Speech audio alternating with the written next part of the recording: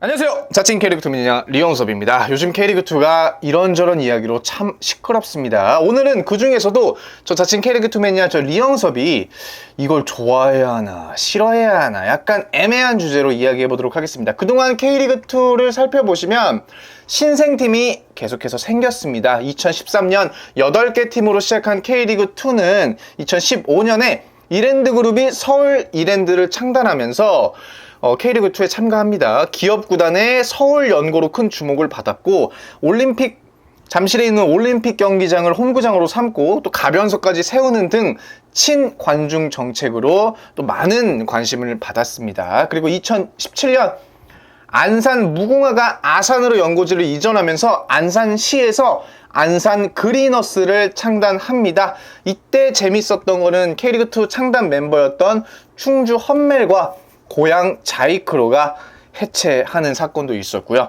시간이 흘러 2022년에는 K리그3에서 활약하던 김포가 K리그2에 참가했고 2023년 역시 K리그3에서 활약하던 천안과 충북 청주가 참가했고 마지막으로 2025년에는 역시 K리그3에서 활약하던 화성이 K리그2에 참가합니다. 자, 그러니까 서울 이랜드를 제외하고는 모두 시민구단으로 창단이 되었고 최근 3년간은 이 K리그3에서 활약하던 팀들이 K리그2로 이제 재창단하면서 참가를 하게 된 거죠. 사실 축구협회는 2027년을 목표로 완전한 승강제를 추진하고 있습니다. 현재 프로인 K리그1과 K리그2 그리고 세미 프로인 K리그3와 K리그4 마지막으로 아마추어 리그인 K리그5, 6, 7 간의 승강제만 펼쳐지고 있는데 2027년이 되면 1부부터 7부까지 모두 일자로 마치 잉글랜드처럼 승강제가 펼쳐진다는 거죠. 아주 재밌겠죠. 사실 문제가 아직 남아 있습니다. 뭐 예전 기사긴 하지만요. K리그4 팀들이 K리그3로 가는 게 조금 기피한다는 내용이거든요. 그 주요 원인은 K리그4에서는 사회복무 요원을 쓸 수가 있는데 K리그3에서는 쓸 수가 없습니다. 그러니까 무슨 말이냐면 김천 상무로 입대를 하지 못한 선수들이 그냥 K리그4로 가서 사회복무 요원으로 근무하는 경우가 있거든요. 자, 그러면 K리그4 팀 입장에서는 1부 또는 2부에서 뛰던 선수가 K리그4로 오는 거예요. 근데 그마저도 연봉을 다 주지 않아도 되고요. 정말 최소한의 비용으로 최고의 선수를 얻었을 수 있는 거죠. 근데 만약에 K리그3로 간다면 그들을 사용할 수 없는 것뿐만 아니라 선수들의 연봉이 또 올라가게 되거든요. 그러면 재정적인 부담을 안을 수밖에 없다는 거죠. 이러한 문제는 K리그2와 K리그3에서도 적용이 될 수가 있는데 먼저 K리그2는 프로입니다. 아마추어 아니 프로예요. K리그3 역시 세미 프로입니다. 프로와 아마추어 사이에 있는 세미 프로죠. 자, 그리고 K리그는 각 리그마다 보유해야 하는 선수가 정해져 있어요. 그러니까 꼭 계약을 해야 하는 선수들이 정해져 있다는 얘기입니다. 그 뜻은 최저 연봉을 보장해줘야 된다는 뜻인데 2024년 K리그 기사를 보시면 K리그 선수 최저 기본급 연액 그러니까 연봉이 2,400만 원으로 2,700만 원 올랐습니다. 인상됐습니다. 그러니까 이거는 아마 프로 선수들한테만 해당이 되고 그 세미 프로 그 밑으로는 또 다른 기준이 있을 겁니다. 자, 이런 금전적인 얘기를 왜 하냐면 아까도 말씀드렸지만 서울 이랜드를 제외하고 모든 구단이 시민구단이거든요. 그 시민구단이란 뜻은 세금으로 운영이 된다는 겁니다. 물론 자기 지자체가 우리는 세금이 많이 남아 도니까 스포츠 뭐 투자할게 이러면 문제가 되지 않아요. 근데 무리하게 창단하고 무리하게 예산 끌어다 주고 부족하니까 또 예산 끌어다 주고 시설도 열악해 에어컨도 안 나와 성적 안 나오니까 흥행도 안 돼 구단 수익은 없어 이러면 기업구단도 돈을 못 버는 게 K리그인데 시민구단은 돈을 벌겠냐고요. 그러니까 제가 생각하는 시민구단의 가장 큰 문제는 본인들의 치적을 위해서 막무가내로 창단하고 막무가내로 운영한다는 거예요. 내년에 지방선거 있습니다. 근데 내년에 3개의 팀이 새로 창단이 되어 K리그2에 참가한다고 합니다. 그리고 그 시민구단의 구단주는 그 도시 시장입니다. 또 시민구단의 소위 단장이다, 높은 임원급 이런 사람들은 어디선가 꺼림칙한 사람들이 많이 들어와요. 그래서 이 단장과 구단 간의 갈등도 있고요. 그 단장과 서포터즈 간의 갈등도 있다는 거예요. 지금 K리그2에서 단장 때문에 애를 먹는 구단이 몇몇 있습니다. 그러면 계속해서 창단하는 시민구단에게는 이런 문제가 없느냐. 물론 자기들끼리 자정 적용을 한다면 굉장히 좋겠지만 이게 상당히 어려운 문제라고 알 수가 있습니다. 그리고 더 큰 문제는 뭐냐면 그 사람들 월급이 적지 않아요. 진짜 많아요. 그러니까 그 누구 돈에서 나오냐? 그 도시에 사는 세금으로 나오는 거예요. 그러니까 우리 돈으로 세금을 주는데 완전 개판을 하고 있어. 그러면 열이 받아요, 안 받아요? 자, 어쨌든 연맹은 김해, 파주, 용인 이 세 구단에 대한 K리그2 가입 신청을 승인했고요. 내년 K리그2의 참가팀이 17개로 늘어날 전망인데, 자, 이왕 하기로 했으면 철저하게 준비해서 좀 질 높은 K리그2를 봤으면 좋겠습니다. 자, 내년에 신생팀 김해, 파주, 용인에 대해서도 좀 간략하게 알아보는 시간 가져보도록 하겠습니다. 일단 이 세 팀 왜 굳이 돈 써가면서 프로 리그에 오려고 하냐 의아할 수 있습니다. 근데 김해와 파주는 이미 K리그3 세미프로 리그에서 활약하고 있고요. 용인은 새로 창단하는 구단입니다. 사실 이 세 팀 중에 가장 나은 거는 현 시점에서 김해라고 볼 수 있어요. 김해 같은 경우는 그래도 김해시에서 많은 관심을 받고 있고 또 K리그3이긴 하지만 관중도 어느 정도 가기도 하거든요. 김해 역사는 2008년으로 거슬러 올라갑니다. 2008년부터 2019년까지 실업 리그였던 내셔널 리그에서 활약을 했고요. 2020년부터 본격적으로 K리그3에 참가해서 지금도 계속해서 활약하고 있고, 김해의 가장 큰 장점은 역시 홈구장인데 김해 종합운동장이 바로 작년에 준공했습니다. 시설이 굉장히 좋고요. 또 여기는 잘 지었어. 김해 같은 경우는 정말 모범적이라고 볼 수가 있어요. 15,000석 규모, 그렇게 크지도 않습니다. 게다가 시설 좋죠. 무엇보다 주차장이 1000대 이상을 주차할 수가 있대요. 이거 굉장히 좋은 겁니다. 주차장 때문에 곤란한 경우가 많거든요. 게다가 1km 반경에 지하철역도 있어요.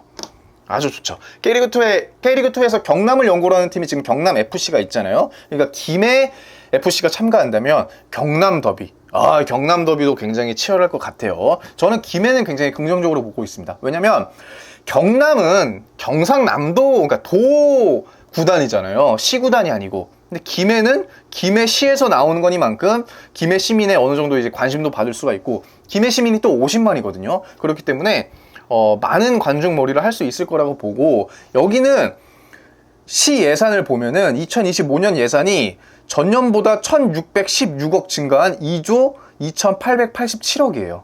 그러니까 작년에 전국체전도 개최한 만큼 스포츠 인프라도 어느 정도 이제 지금 구성이 되어 있고, 일단 시의원들도 굉장히 열심히, 그러니까 열정적으로 구단 창단에 노력을 했고, 김해 시민 역시 여기에 대해서 분위기가 나쁘지 않은 것 같습니다. 김해 FC 예산이 38억 정도 되고, 근데 내년에 30억 정도 추가로 지원하겠다는 그런 의안을 제출하겠다라는 걸로 봐서는 재정적으로는 뭐 큰 문제가 없어 보입니다. 일단 김해시는 아까 말씀드린 것처럼 워낙 시에서 밀어주고 있기 때문에 예산이 깎이는 게 문제거든요. 예산을 더 주면서 흥행이 잘 되는 건 괜찮아. 예산을 막 깎으면서 성적을 요구한다, 이거는 잘못된 건데, 김해는 현재 지금 올바른 방향으로 나아간다고 저는 보고 있습니다. 다음은 파주 FC인데 여기는 조금 아슬아슬합니다. 왜냐면 제가 파주 근처에 살아가지고 파주에 대해서 조금 그래도 알거든요.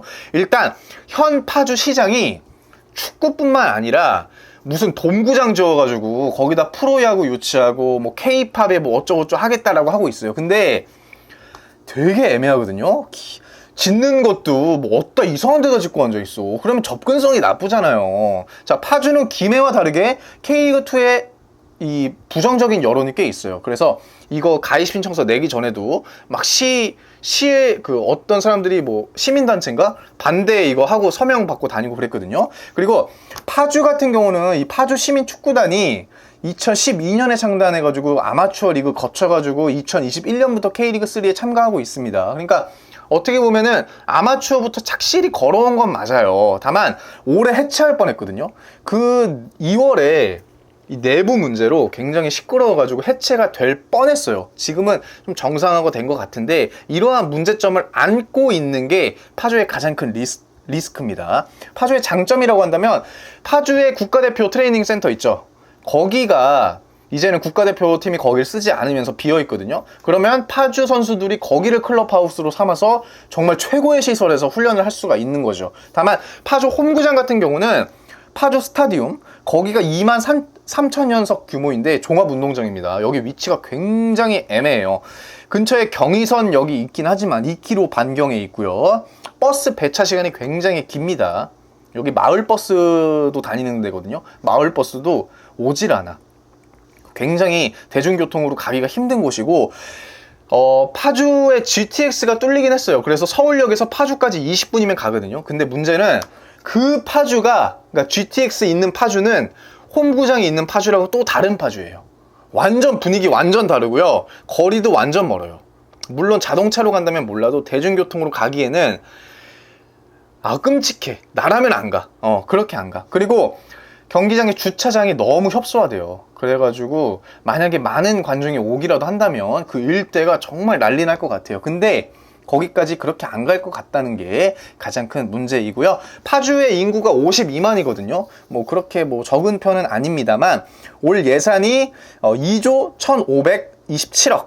이게 K리그 시민구단 중에 가장 예산이 적은 안산, 부천.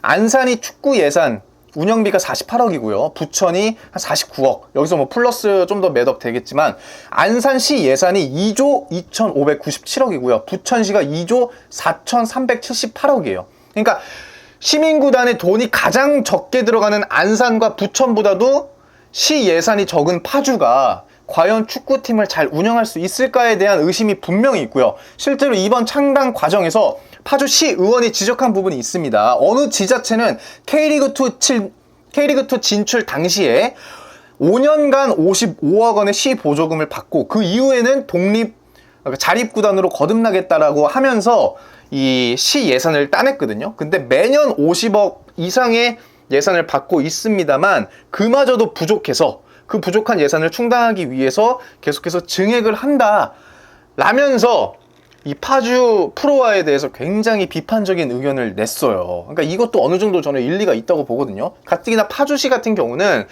지금 사실 발전에 더 힘을 써야 되거든요. 파주와 고양시, 경기 북부가 안고 있는 가장 큰 문제는 뭐냐면 도시 자체가 발전이 없어.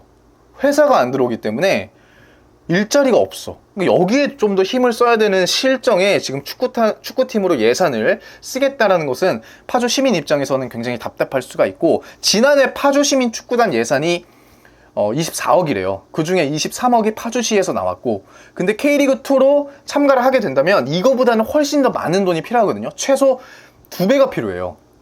따라서 예산 문제 때문에 파주 같은 경우는 연맹에 최종 승인이 나지 않을 가능성도 있다는 점. 만약에 연맹에 승인이 난다고 하면 그것대로 문제고, 파주시에서는 예산을 더욱더 높여가지고 이제 참가를 해야 되는데, 그러면 또 파주 시민 입장에서는 썩 달갑지 않을 수가 있죠. 자, 어쨌든 파주가 K리그2에 참가한다면 현재 경기 북부의 유일한 프로 축구 클럽이 되는 건데요. 파주 인구가 52만, 그 밑에 고양시가 100만이 좀 넘어요. 근데 150만의 경기 북부 인구를 한번 유입하겠다라는 목표는 좋습니다. 근데 저는 일단 축구가, 고양시가 예전에 축구 클럽이 있었잖아요. 100만이 넘어도 안 가. 여기 안 가요. 그리고 서울 월드컵 경기장이 가까워요. 볼 거면은 서울 경기를 보러 가지 굳이 내 돈 들여서, 내 시간 들여서 K리그2의 경기를 보러 올까? 일반 사람들이. 거기에 대해서 저는 대단히 의구심이 있고, 차라리 야구를 유치한다. 저는 야구 보러 가고 싶습니다. 경기 북부에 야구 클럽이 온다? 무조건 가요. 아마 150만 중에 진짜 그 중에 몇 퍼센트야? 15,000명만 가도 대박인데. 근데 축구는 달라요. 축구는 이거는 정말 잘 생각해봐야 될 것 같습니다. 어쨌든 파주는 딱히 흥행이 될 것 같지도 않고요. 시 예산도 보면 그렇게 성적이 좋을 것 같지도 않고, 운영도 제대로 될 것 같지도 않고, 어쩌면 K리그3에서 왔는데 승강전이 제대로 되면 다시 K리그3로 넘어갈 수도 있다는 리스크를 안고 있습니다. 어쨌든 운영 잘 하시길 바라겠고, 마지막으로 용인입니다. 용인은 창단 명분이 일단 인구가 110만이 넘고요. 지자체 돈이 많고, 여기가 3천억을 들여가지고 용인 미르 스타디움을 만들었잖아요. 3만 7선 녀석이에요. 3만 7천이면 엄청난 구장이거든요. 물론 종합운동장이긴 하지만 그래도 시설이 굉장히 좋습니다. 용인시 예산이 3조 3,318억이에요. 그러니까 지자체 중에서 자립이라고 하나? 어쨌든 예산 뭐 따로 받지 않고 자기들끼리 만들어내는 그 세수가 높은 시 중에 하나거든요.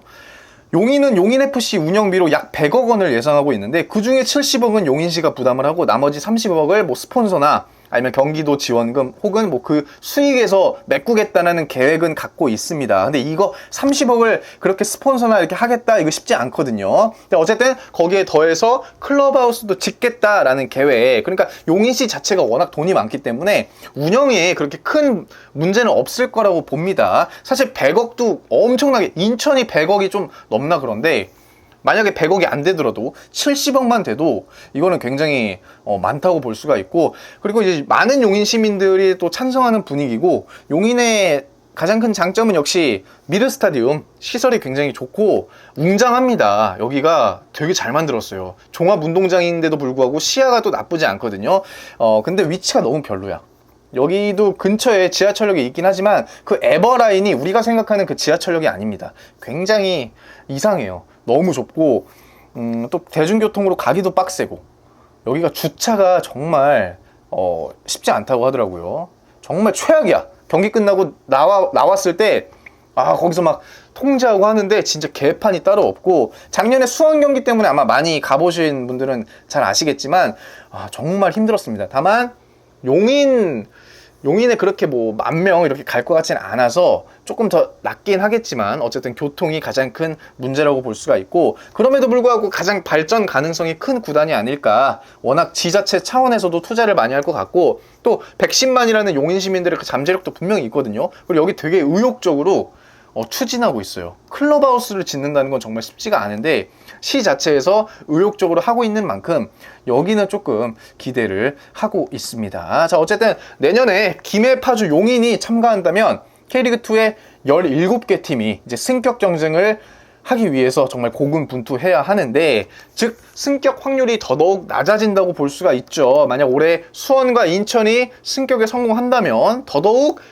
관중 몰이할 구단이 없어지는 만큼 K리그2의 수익도 글쎄요 점점 낮아지지 않을까라는 생각을 또 해봅니다. 세금으로 무분별하게 프로 축구팀을 창단하고 또 전혀 미래를 생각하지 않고 그냥 세금으로 운영을 하고, 또 발전 가능성을 과연 고심해서 선정한 것인가 의구심이 드는 축구연맹. K리그1은 14팀이고 K리그2는 17팀? 이렇게 기형적으로 운영하는 것이 과연 K리그 팬들에게 얼마나 큰 도움이 되려는지는 잘 모르겠습니다. 축구협회와 연맹, 이것에 대해서 정말 고심을 해야 할 시점이 아닌가 생각합니다. 자, 어쨌든 자칭 K리그2 매니아 저 리영섭이 한번 간단하게 살펴본 내년 신생팀에 대해서 알아봤고요. K리그2가 이렇게 파이가 넓어지는 거는 사실 굉장히 환영할 만한 일이지만, 파이가 늘어지는 만큼 또 질이 좀 높아졌으면 좋겠습니다. 우리가 보고 있는 거는 프로잖아요. 아마추어 아니잖아요. 프로 클럽답게 정말 깔끔한 운영과 멋진 경기력 보여줬으면 좋겠습니다. 영상 시청 감사하고 다음에 또 다른 영상으로 찾아뵙겠습니다. 감사합니다.